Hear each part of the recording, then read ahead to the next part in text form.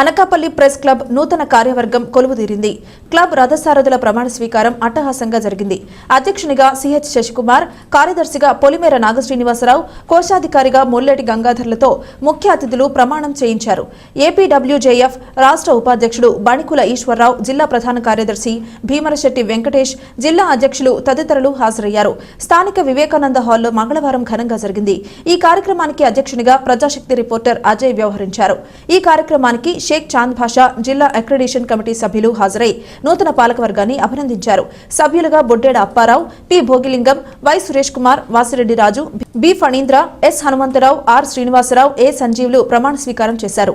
ఈ కార్యక్రమంలో మాజీ అధ్యక్ష కార్యదర్శులు కొండలరావు, రామకృష్ణ, గౌరవ అధ్యక్షులు తిమ్మపాత్రుని రమేష్, ప్రెస్ క్లబ్ సభ్యులు పాల్గొన్నారు.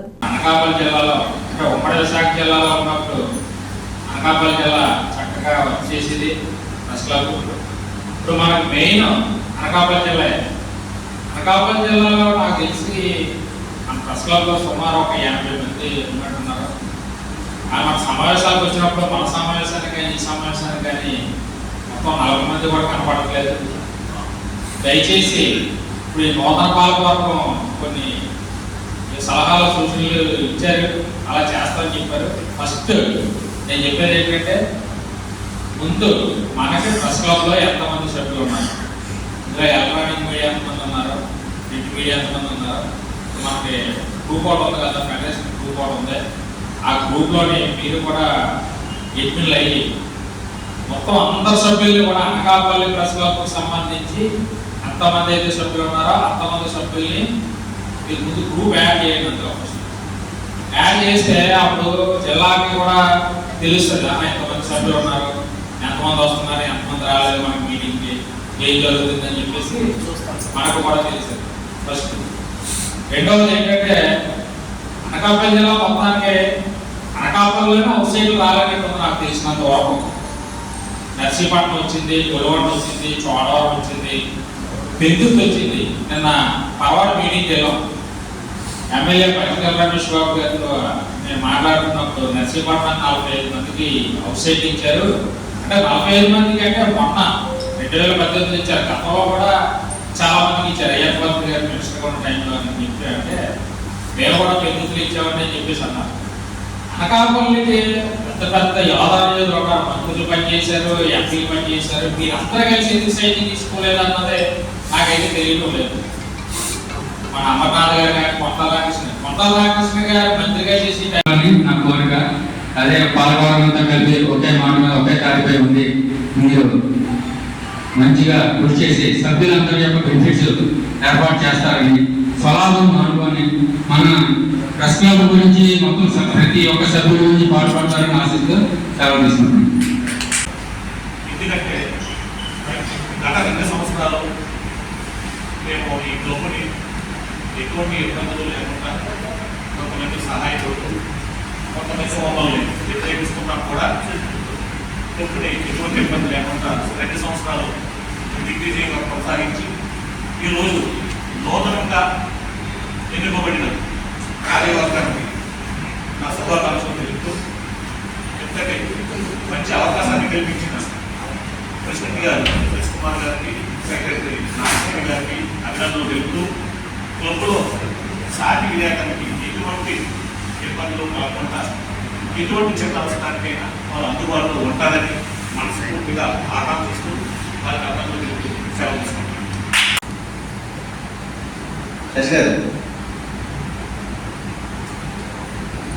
ప్రతి నెల క్లబ్ కార్యవర్గ సమావేశం ఖచ్చితంగా నిర్వహించాలి.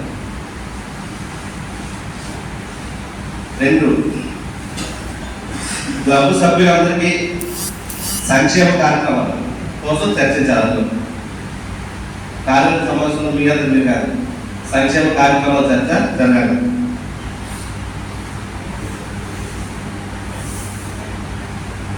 క్లబ్ సభ్యులకి ప్రాబ్లమ్స్ ఏమైతే ఉన్నాయో,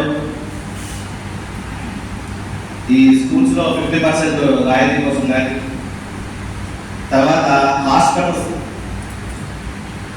కోసం కానీ, ఇప్పుడు దాకా ఇవన్నీ జరగలేదు.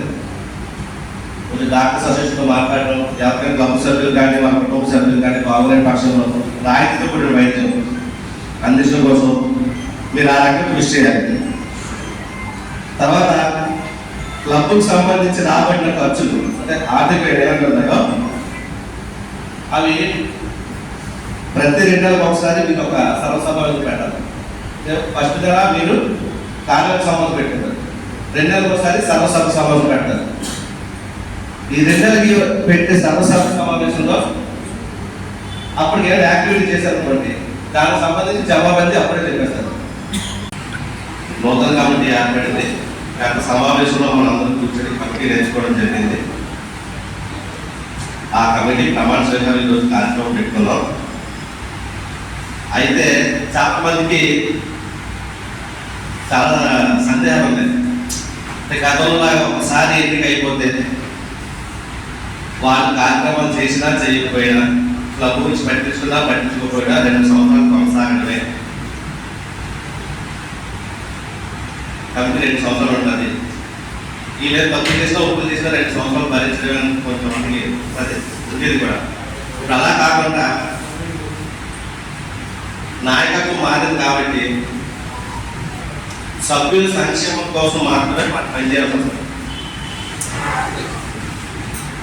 ఈరోజు నాకు ప్రెసిడెంట్ ఇచ్చారు, సెక్రటరీ ఇచ్చారు. జిల్లా నాయకత్వం కొన్ని పాయింట్లు ఒక బైరా ఇచ్చారు. ముందుగా నూతన కార్యవర్గానికి నా తరఫున ధన్యవాదాలు. ఈ పాలకవర్గం కొన్ని నియమ నిబంధనలు అనుసరించి పనిచేయాలి. వాటి ప్రకారం మంచిగా ముందుకు నడవాలన్న ఉద్దేశంతో కొన్ని విషయాలు ఒక 10 పాయింట్లు నాయకులందరూ కూడా తయారు చేసి ఇవ్వడం అయితే జరిగింది.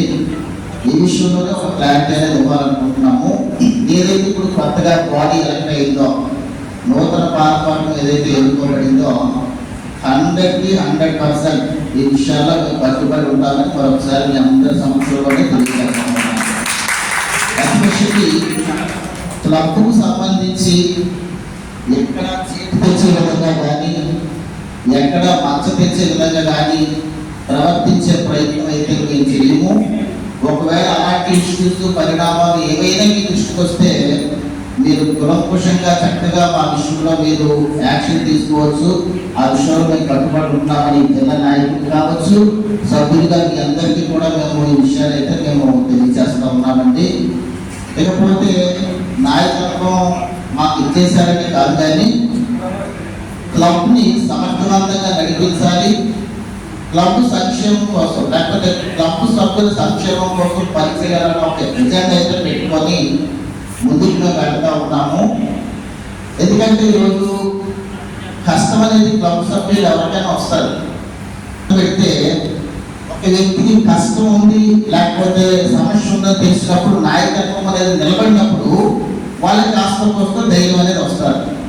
సో ఆ విషయంలో క్లబ్ సభ్యుల్లో ఎవరికైనా ఏదైనా సమస్య కష్టము ఉన్నప్పుడు అది మా దృష్టికి వచ్చినప్పుడు ఖచ్చితంగా నాయకత్వం లేకపోతే పాలకవర్గం ఉంటుందన్న విషయం సార్ మీకు జ్ఞాపకం చేస్తూ ఉన్నాను. ఇకపోతే ఏదైనా సరే లబ్ధి ఏదైనా ఫలితం అనేది క్లబ్ సభ్యులకు సంబంధించి